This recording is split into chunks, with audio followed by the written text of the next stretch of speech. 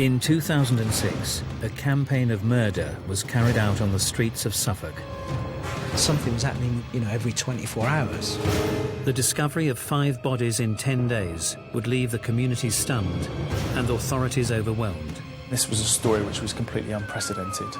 As the clock ticked, the body count rose. Made me wonder, how many more are they going to find? And with it the question, what had driven Steve Wright, this quiet middle-aged man, to commit his killing spree? Not in a million years you think he's ever capable of that. Why did this happen? I mean, that's the $65,000 question.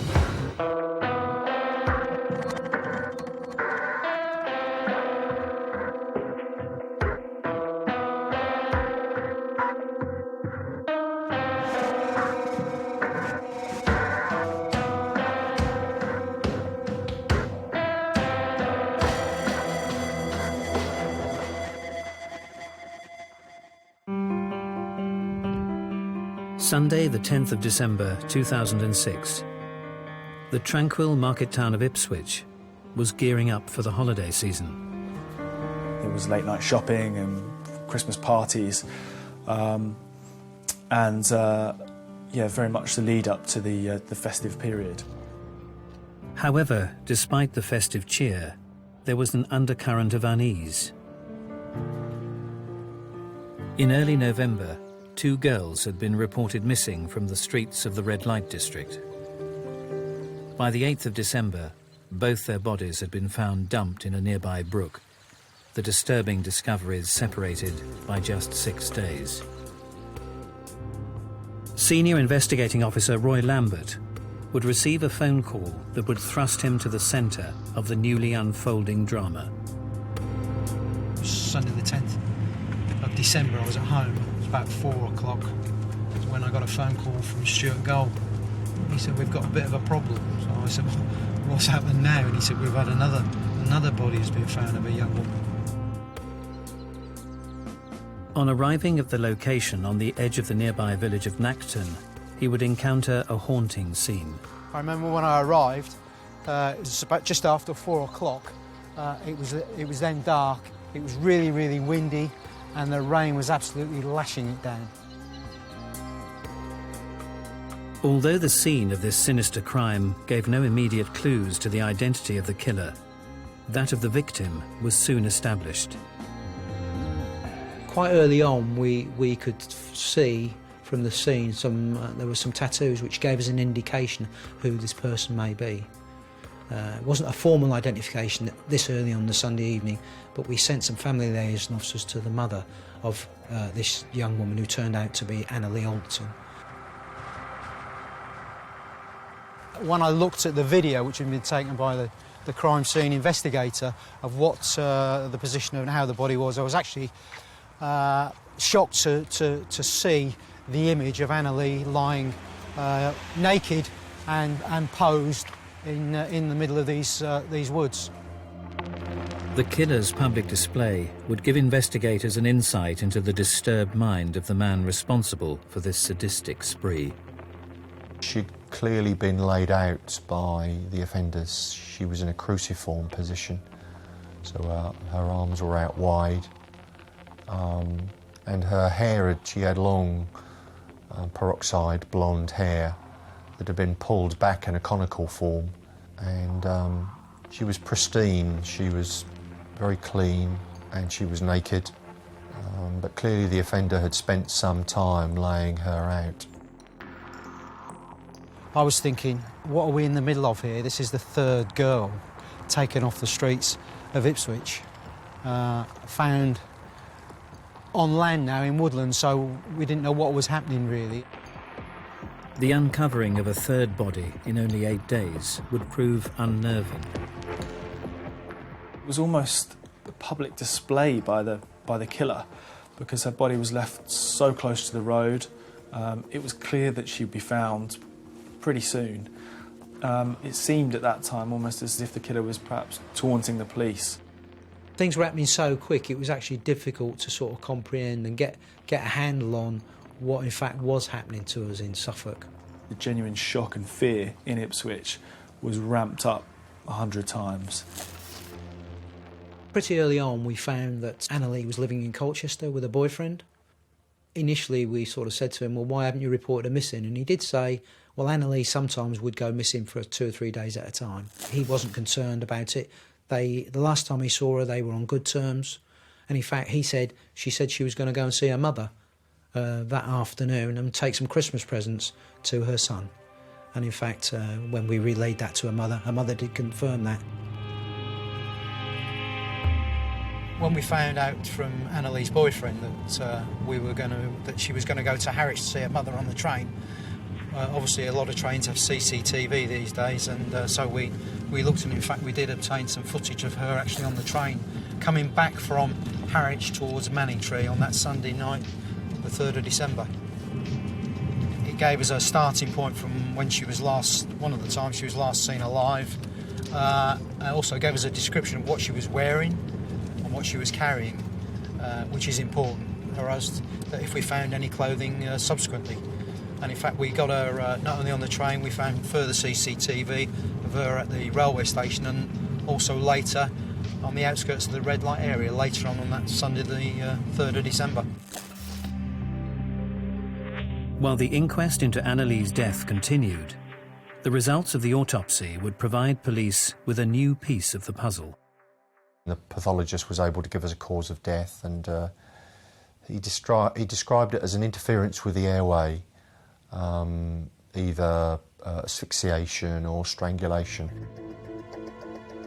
News of the discovery of Annalee's body would travel fast. We were all scared of our wits, thinking, who's it going to be next, who's it going to be next? The media interest just went into the stratosphere. Suddenly, resources right around the country were coming to Ipswich to really try and nail down who was doing this. Yet the killer was closer than anyone could have dared imagine.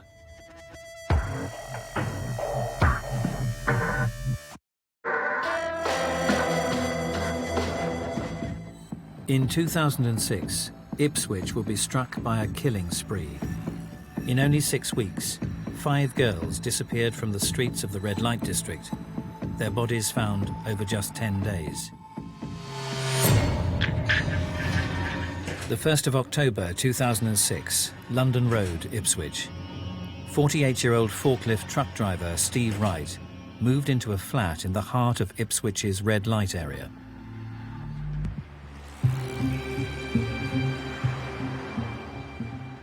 Wright's younger brother Keith recalls a quiet life in their early years. I suppose my earliest memory that I can sort of really remember is he used to sort of walk us all to school and stuff. I was probably only about 5 or 6, I reckon. And Steve must be, was he about 14, I reckon. That's always good. I mean, we was always quite close as a family that way. He obviously had arguments where between stepmum and stepchildren or whatever. Steve Wright's natural mother had left the family home in 1965. I think his parents divorced when he was quite young, and he didn't see his mother particularly. He was brought up by his father, Conrad, who was in the services. His father would have lived by strict rules, and he would have expected his son to do so. So if he ever stepped out of line, then he would have been very quickly and strongly put back into line. And so I think Steve's childhood was spent moving around in different parts of the country as his dad was dispatched to different parts of the UK to work. What he did become quite adept at was putting on a persona, an easygoing, affable, almost everyman persona, so that people could get along with him easily. That may not have necessarily been the real Steve Wright. So his early years were ones where he clearly learned to talk the talk, and those were skills that he used to lethal effect later on. The exceptional story began in earnest on the 1st of November. 19-year-old Tanya Nicol had disappeared without trace. Tanya was first reported missing, I think it was the 1st of November 2006, when she was reported missing by her mum. She caught the bus into town at just after 11 p.m. I think it was a Monday evening, clearly with the intention of operating as a street prostitute. Roy Lambert will be called upon to review the facts of the case. Tanya would stand down here on this corner of this junction, and cars would come round and they would stop and speak to the girls, and they would discuss services. The girls would get in the car and off they would go and to do whatever they were going to do. But this was very uncharacteristic, and Tanya's mum subsequently reported her as missing. With detectives puzzled by the disappearance, concerns would grow for Tanya's safety.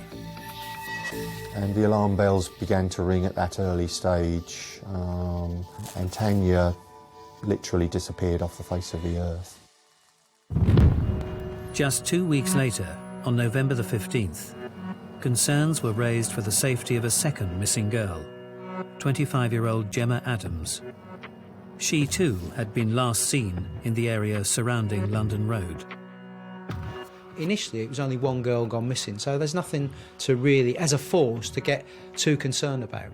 It was when the second one was reported missing, the 14th or 15th of November, we thought, this is a bit unusual. Gemma Adams was reported as missing to us during the early hours of that morning. Her boyfriend had taken her down into the red light area to do some work, and he was anticipating seeing her after a period of time.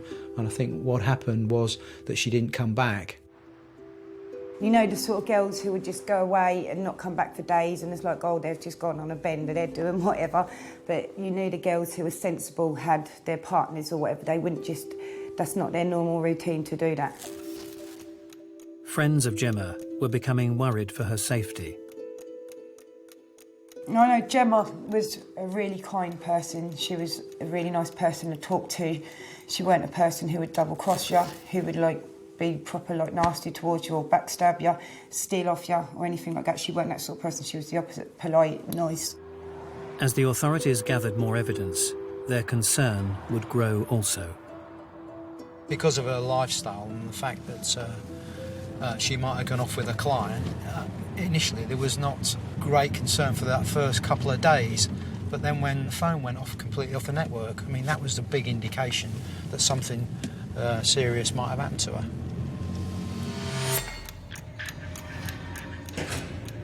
The 2nd of December 2006, 11:40 a.m, Hintlesham. The developing story would open a haunting new chapter.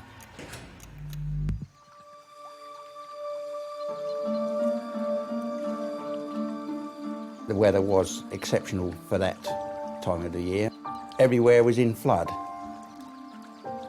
I got into the lakes, and because the floods had receded, the first thing I done was, well, not the first thing, I just checked the grounds, checked the lakes, then got my waders on, and then patrolled the brook, and I suddenly noticed, like a mannequin, a dressmaker's dummy. Upon closer inspection, Trevor would find himself horrified at the true nature of his discovery. It was not until I'd got into the brook and got up right beside her and just moved the hair a little bit, moved the debris away from her hair. Then that is when I suddenly knew, or realised that, no, it's a young body. And my first thought was, it's one of the missing girls. Well, at first, a shock, and sort of maybe jump back a little bit. And then I had to sort of take control of myself and got straight out of the brook, still shaking, and phoned the police up. Didn't know the exact time where I phoned them. 11:44 when I phoned them, I just phoned them up and said who I was, where I was, and that I'd just found the body of a young girl face down in the brook. Police would descend on the scene and begin their efforts to determine the identity of the unfortunate victim. When the report first came in, because of the body had been in the water that long, we didn't initially know who this was. Not until we'd taken the body out of the water and got them back to the hospital and started to conduct our examinations did we identify who it was. The body was that of Gemma Adams, who had last been seen some 2 weeks earlier, on the 15th of November. Friends had long suspected the worst. Gemma, when she first went, that's when I first knew that there'd been a murder, because she'd have never just gone off. That weren't her style. She wouldn't have just left, and her boyfriend followed her about every night. So if you saw her boyfriend, you knew she was out, because he'd be a couple of steps behind her, and for her not to come back, that weren't, no way, that wouldn't happen. I'll never forget it. I shall never forget that day. I shall never forget the timings of that day. I shall never forget the night when they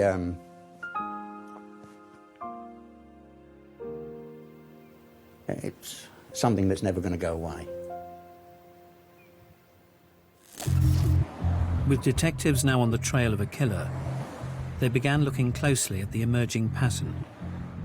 People say if you find out about the victim, you might find out how they've died. The clues and list of likely suspects, however, were few and far between. When you get into this area of the sex industry dealing with men who travel from a long way away, there's also some really interesting individuals. They were starting to look at clients, friends and victimology of Gemma to find out how she lived, who she associated with. There was no indications at this stage of who was responsible for her death.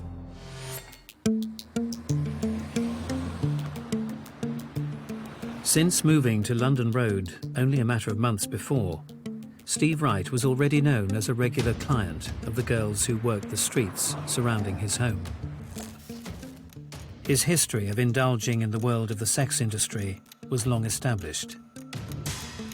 Steve Wright wasn't somebody who just suddenly woke up one morning and wanted to explore the sex trade or go to a massage parlour to see what it was like. This was a man who'd been dipping his toe in and out of that life his whole life.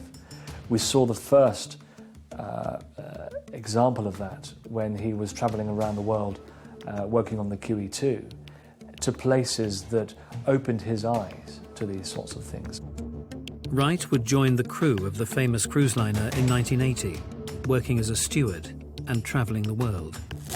When he was on this sort of QE2, you always thought, hey, it must be quite a smart old job. He'd tell us all the things that the travelling they got up to, and obviously a lot of hard work working on a place like that. In that kind of job, one's got to be affable and one defers to the customer. He'd do anything for everybody. He'd always help anyone out. If you wanted anything, he'd try and help you out with it. I'm very confident that he would have learned how to be a ladies' man. He would have learned how to be sociable. He would have learned how to make people feel at ease and relaxed about him. I met Stephen Wright probably in the summer of '81. He always had this sort of grin, it was like he was laughing inside. And I was always a little bit uneasy around him. He kind of fancied himself to a degree. He was a bit of a sort of a ladies' man.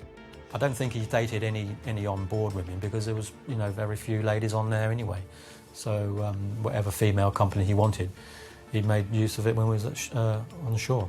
A lot of the ports of call that we used to go to were all in the less salubrious parts of the town sort of thing. So the ladies that he met were ladies who wanted their payment, as it were, ladies of the night, kind of. The strains of a life at sea would eventually take their toll on Wright. Having divorced his wife, he would return to England in 1987. Some 19 years later, as the news of the grim discovery of Gemma Adams' body broke, the story began to gather momentum. Initially, when the two girls were missing, the interest locally, certainly with the media, was mixed. They were two girls from the sex industry gone missing, but of course, when one was found murdered, now the interest with the media particularly was heightened. Local crime reporter Josh Warwick would be assigned to cover the case. It was a Saturday morning and police got in touch to say that a body had been found. Any murder is headline news in the local press, and so for two girls to be missing, one of whom had been found by that stage, was really frightening and really shocking. However, few could have prepared themselves for the next turn in this twisted tale. We then started to search the Belstead Brook.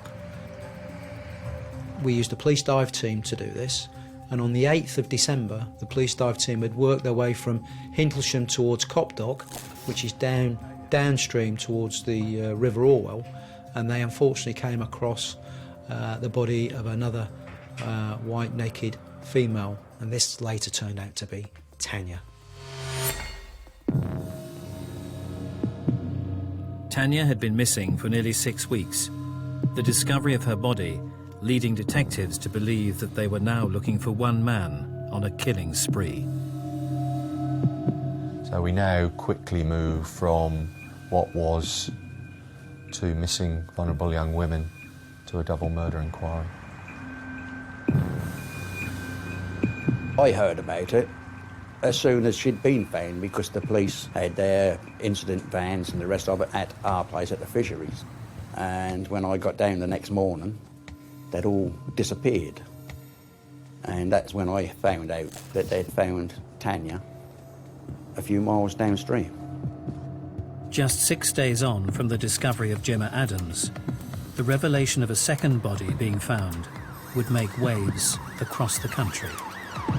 Got a phone call from the news desk. My news editor said, look, this doesn't look good. Don't pack for a night. I would pack for the best part of a week. We don't know where this is going. So I arrived up in Copdock to the scene of where this second body had been found, Tanya Nicol. It was pouring with rain. Through the sort of windshield of the car, you could see in the distance the police car lights, the blues and twos, were flashing. The road was blocked off, and suddenly what had once felt like perhaps a very short trip for an isolated, very tragic death of a young woman now took on a slightly more sinister angle.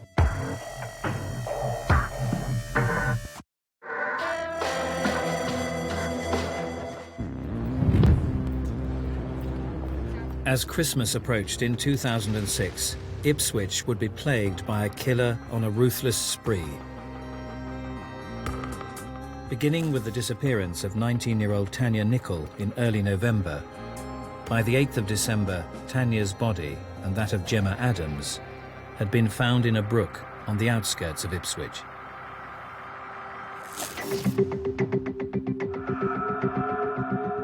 While the town came to terms with the grave situation, an ominous atmosphere began to envelop the area.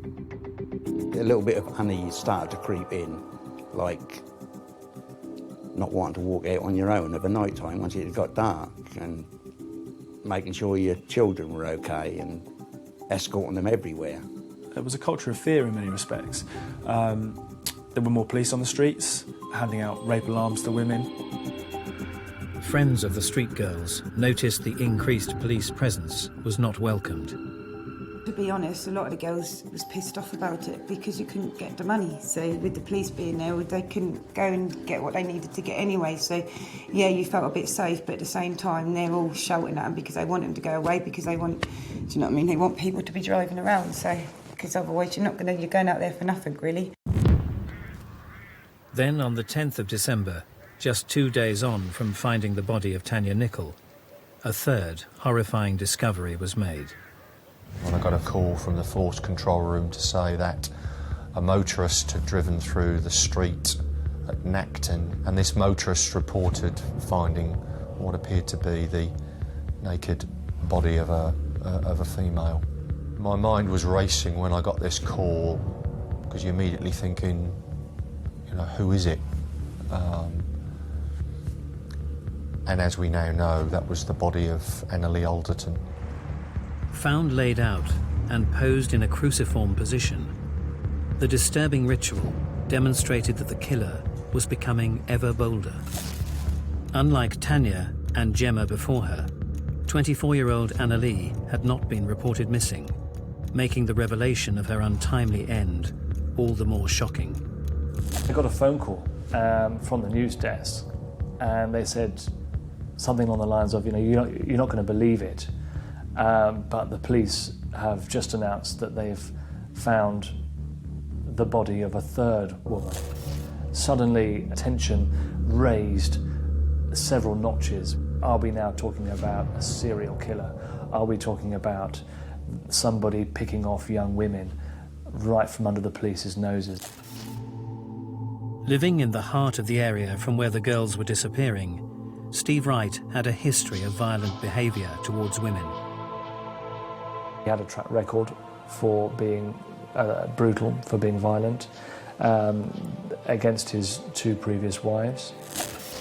We've got an individual who would batter his partners, and we know that that's usually a hallmark symptom of men who feel inadequate, who feel they can't cope, who feel they're not in control of the relationship, and they don't feel terribly manly, that they lack something in their machismo.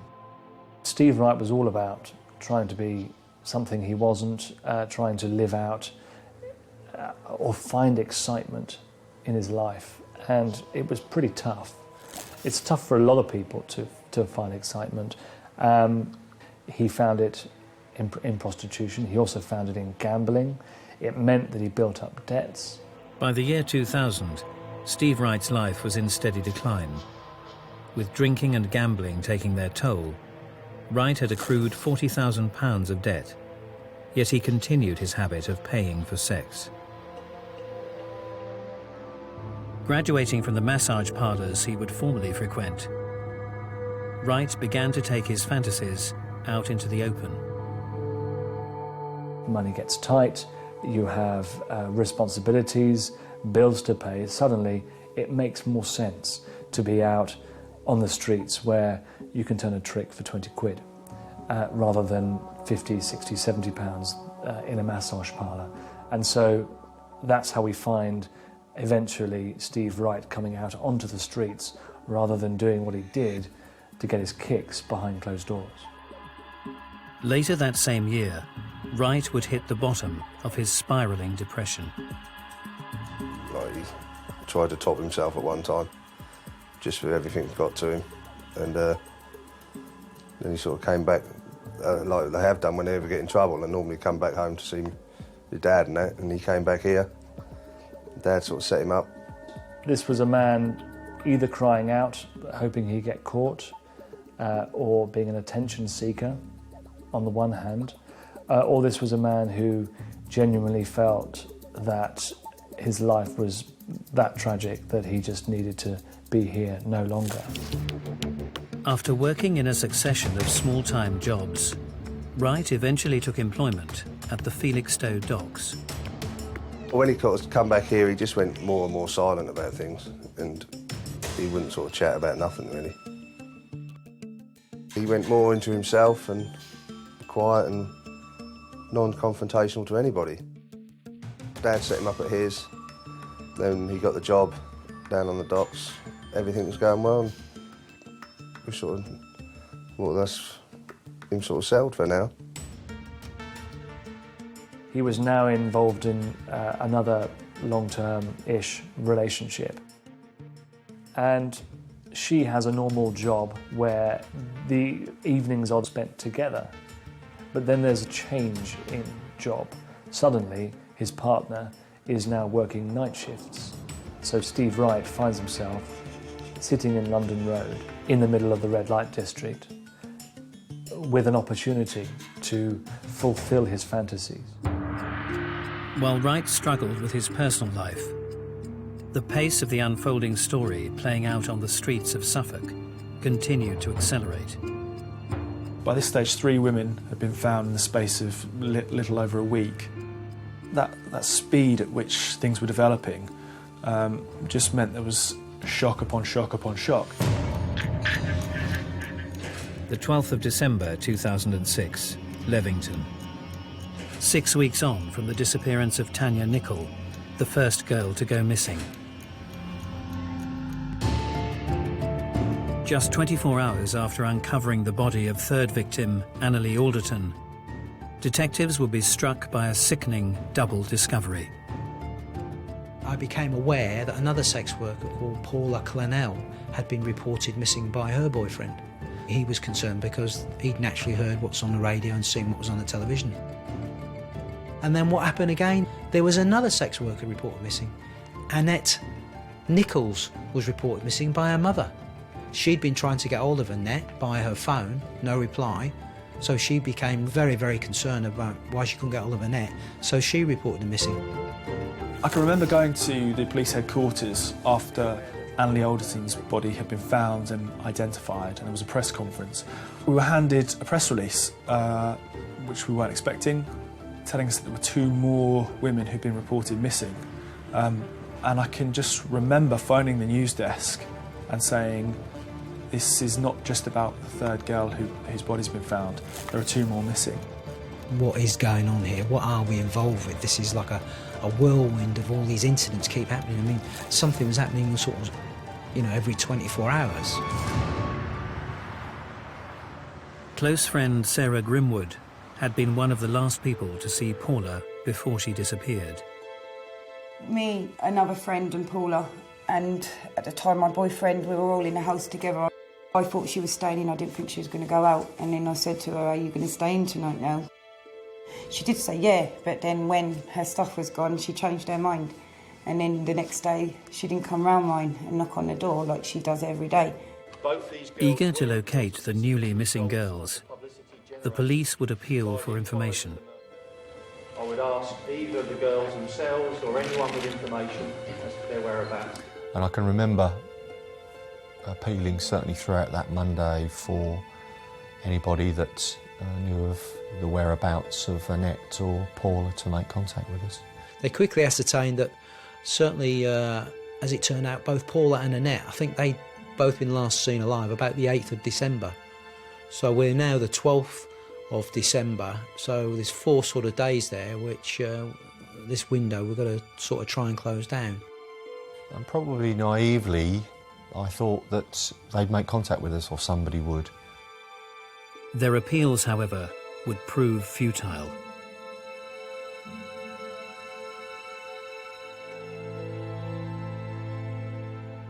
The 12th of December, a member of the public is walking along the old A14 at Levington, which isn't far from Nacton, and he sees in the foliage about 7 or 8 yards in from the road what he believes is the body of a white naked female.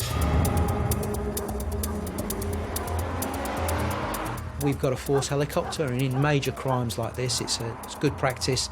They asked the helicopter to have a fly over the scene and have a look around, so the helicopter was put up. We're quickly able to see a video downlink on screen, and I can remember seeing the crumpled body of a naked female, and as it turned out that was the body of Paula Clennon.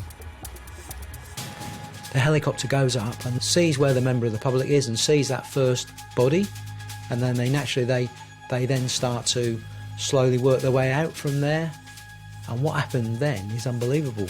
I will need you at some point to go, all right?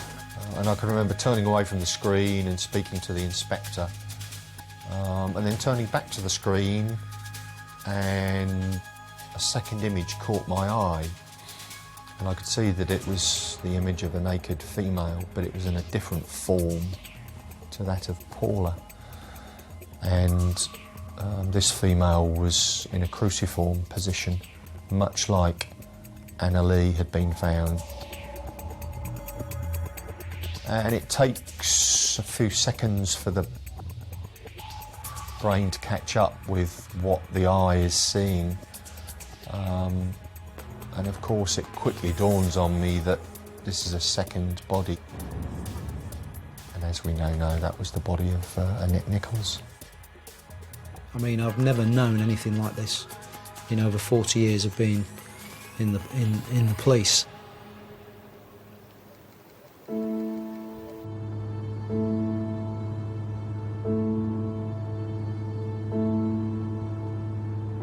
So Paula was in fact the first one to be found on the 12th, on Tuesday the 12th, and this was the one that the member of the public found.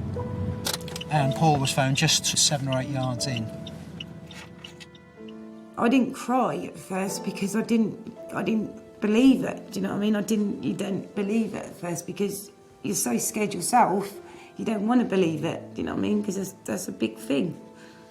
That's a big part of my life, which that's really hard, really. Do you know what I mean? think about.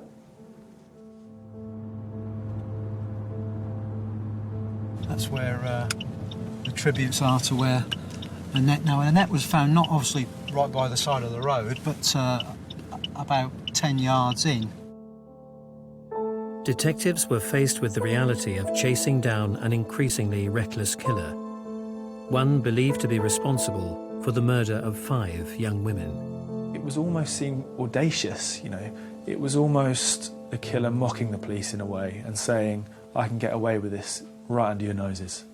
Were the offender or offenders, were they enjoying this, or were they being panicked into some sort of activity? Was it all coming to a crescendo? Whoever this was, he was losing control. The pressure on the police was enormous. We just didn't know what was going to happen next. With the stakes of this savage spree escalating ever higher, the killer's deadly designs would be undone by his previous sins. The only way they were able to track him down was through DNA evidence of a crime that he committed, you know, dozens of years prior.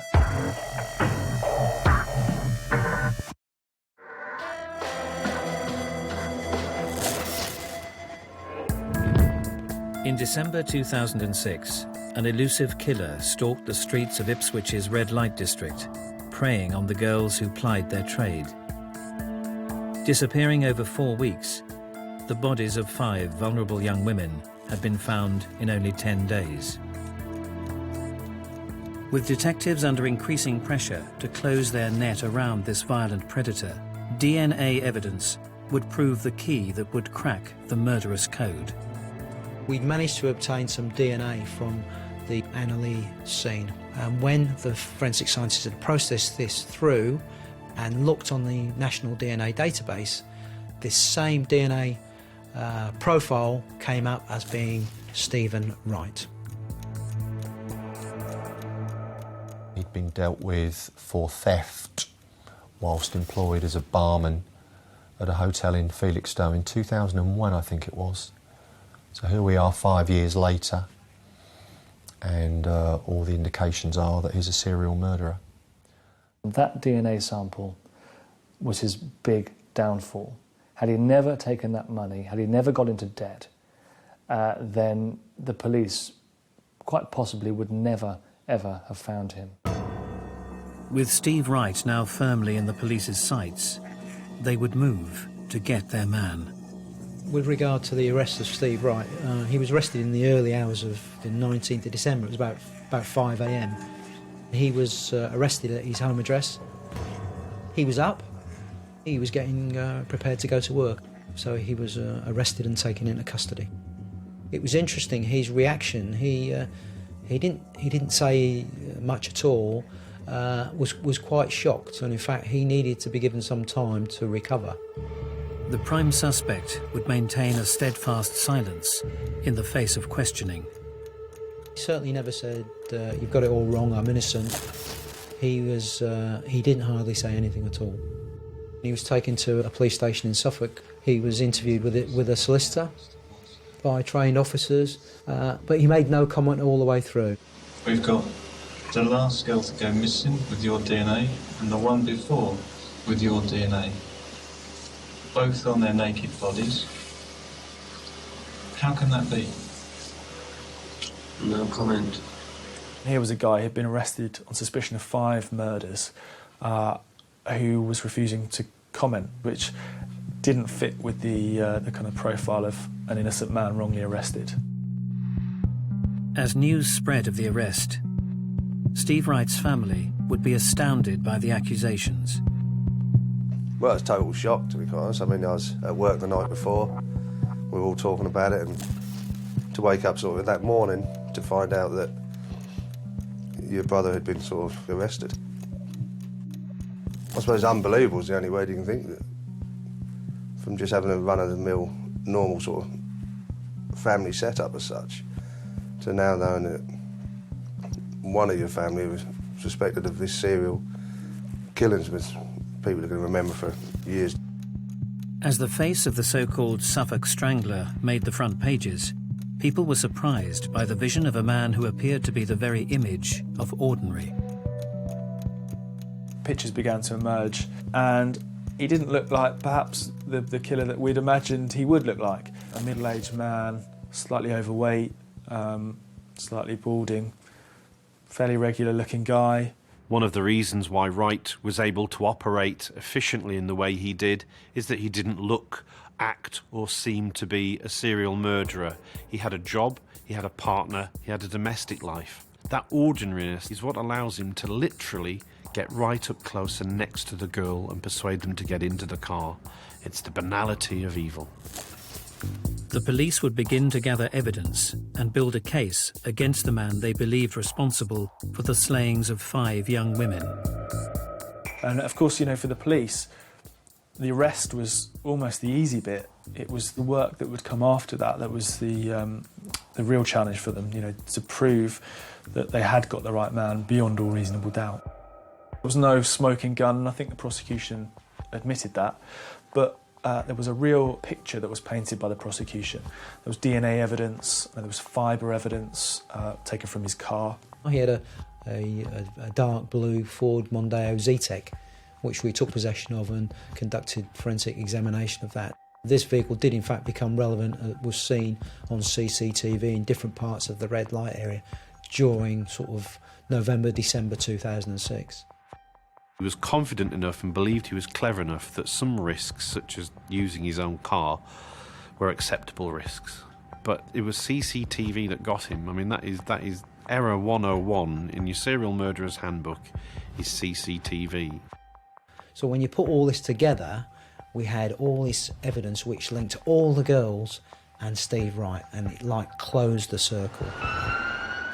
The trial would be keenly awaited, yet Wright would offer little defence in answer to the prosecutor's probing questions.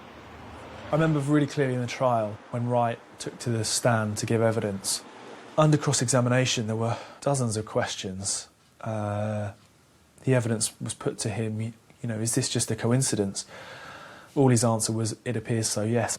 He said it 20 or 30 times, and it just continued to kind of paint this image of somebody who was guilty. After more than 5 weeks at trial, the jury would deliver a unanimous verdict, finding Steve Wright guilty of the murders of Tanya Nicol, Gemma Adams, Annalie Alderton, Paula Clennell, and Annette Nichols. He would receive a sentence of life imprisonment, with a recommendation that he spend the rest of his days behind bars. When the 5 guilty verdicts came back, there was clearly a huge relief on the part of the police, definitely the members of the public, but I think probably most of all, family members were just so relieved that justice had been done. Although the man responsible had been sentenced, questions about the motivations of this most complex of characters remained. The 5 murders that Wright was convicted of were all committed in his late 40s, which is, statistically speaking, a very late age for a serial killer. There is a possibility that he could have a very long offending history going back many years. I think, my God, you know, I drank with this guy, went on a shore leave with him, and now he's a serial killer. You know, just killed 5 women within 4 weeks. You know, you don't just do that, you know, I mean, then your mind goes back and races back. Do you think, was it possible that he started when he was on the ships? And then you think, well, my feelings I had towards him with the uneasiness, was he doing it there and then? It could be that living out these sexual fantasies he'd held for a long time could be the one last roll of the dice he might have of achieving something, of doing something interesting that most men couldn't possibly imagine doing. Despite his conviction, the mystery of why Steve Wright chose to take the lives of 5 innocent women in just 6 weeks remains a riddle only he can answer.